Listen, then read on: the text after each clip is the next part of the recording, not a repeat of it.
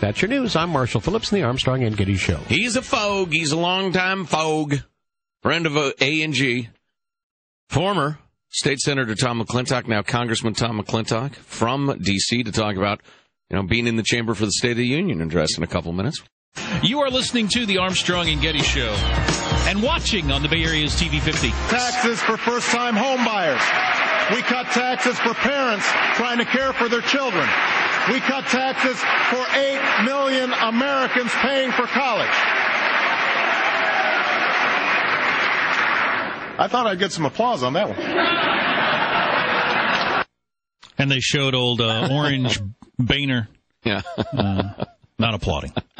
Welcome to the Armstrong and Getty Show. Is that all true, all those tax cuts? I don't know. We'd have to ask somebody who knows this stuff. Congressman Tom McClintock joins us from Washington, D.C. He's a congressman for the 4th District of California. Of course, Mr. Congressman, sir, how are you? I'm doing great, guys. Thanks for having me. Excellent. Boy, all that tax cutting, I'm sure you were on your hooves applauding like crazy, whooping it up. Yes or no? Well, in order to cut a tax, you first have to pay the tax. And if you recall, that's not what the president did. What he did was to do the same thing that George Bush had done the previous year, and that is send out handouts to anybody whether they paid tax or not. Yes. And unfortunately, that doesn't stimulate the economy. We warned that about Bush's so-called tax rebate, and it didn't stimulate the economy. Remember, that was $160 billion. That was supposed to stimulate the economy and keep us from going into a recession. You can see how well that worked.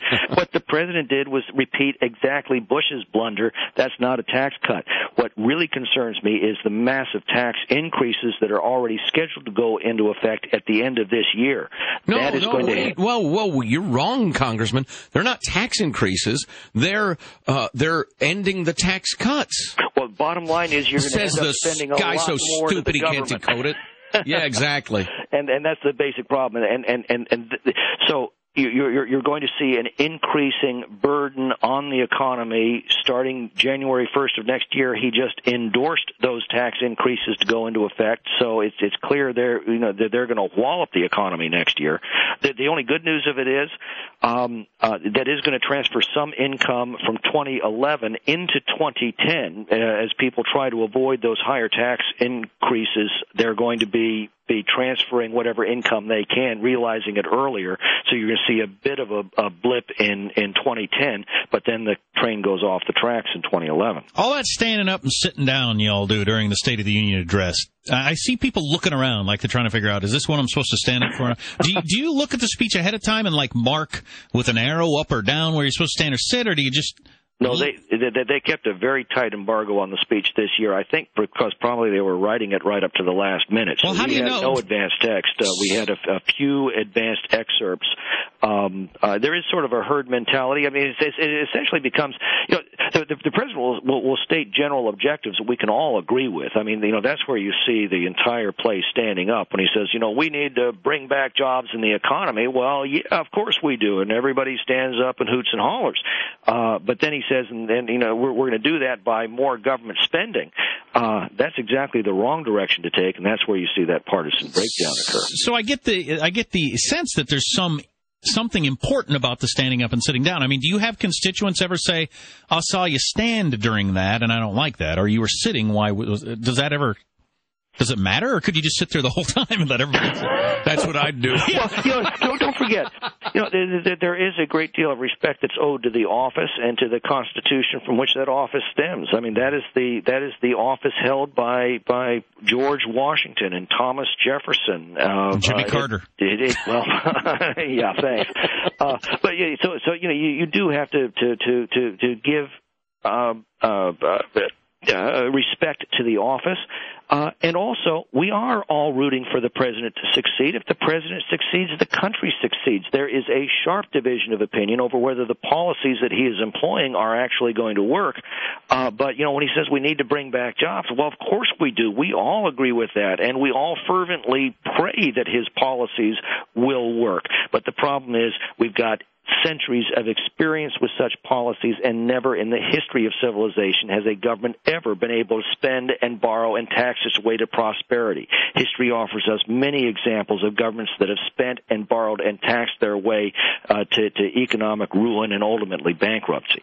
Congressman Tom McClintock is on the line. There were obviously nobody shouting "you lie" or "shut up, you idiot" or anything that abusive. There were some pretty good groans, though.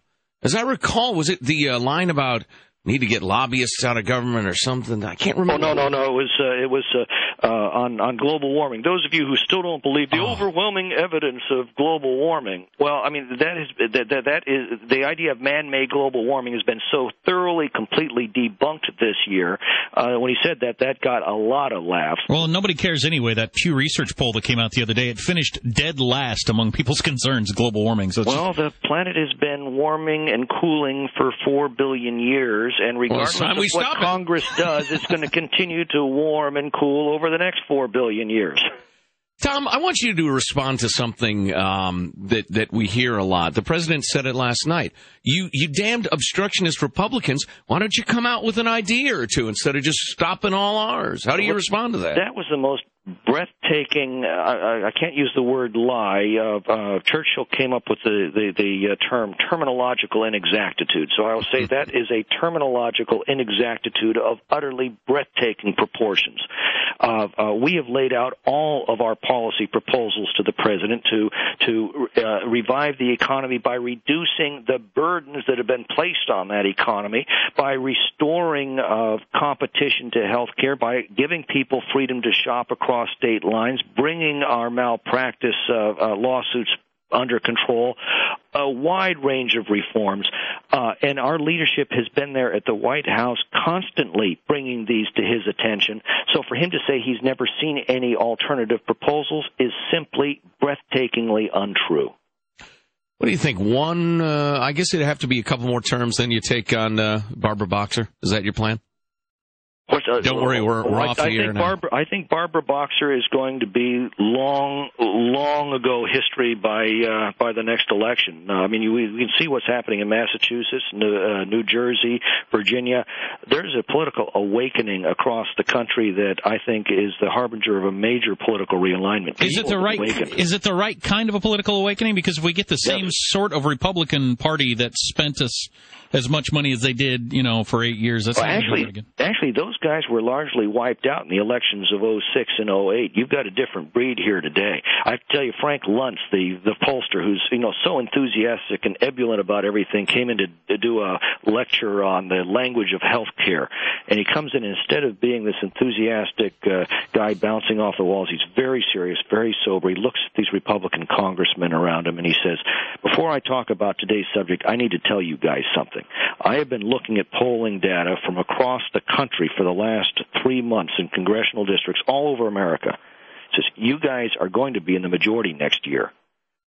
Please, this time, don't screw it up. Amen to that. Yeah. Amen to that. And that's on everybody's mind. Listen, Tom, we're about out of time, and if we may call you Tom. Absolutely. We have been for years, so I guess we'll continue. But I was going to say, what are you going to call me? You were incredibly kind and generous when we were with you standing up for self-reliance and traditional American values with the mortgage bailout thing, and you mentioned the show during your speech before Congress, which was an incredible honor and one we will always remember. If you, next year, are able to shout out Armstrong and Getty during the State of the Union, we will pledge ourselves to prostituting ourselves for you for the rest of our natural lives and the lives of all our listeners. Just keep those postcards coming. I've gotten more feedback from delivering those postcards to the Congress than anything else I've done in this first year. Oh, that's great. Yeah, we appreciate that. A final thought. You have always told us that if things get crazy enough, people wake up and pay attention and democracy works. And we've always been too pessimistic to believe it. I'm starting to believe it. Oh, look around the country; it's everywhere, and you're seeing it not only in the polling results, but now you're seeing it in the results at the polls. Congressman Tom McClintock, stick to your guns, Tom. Well, thank you guys very much. All right, we'll talk to you soon. But it is going to take a new breed of people. You just can't go back to the phony, baloney, fake Republicans of, X number of years ago. Well, you're right. Fake fiscal conservatives, anyway. Right. Stay with us. You are listening to the Armstrong and Getty Show.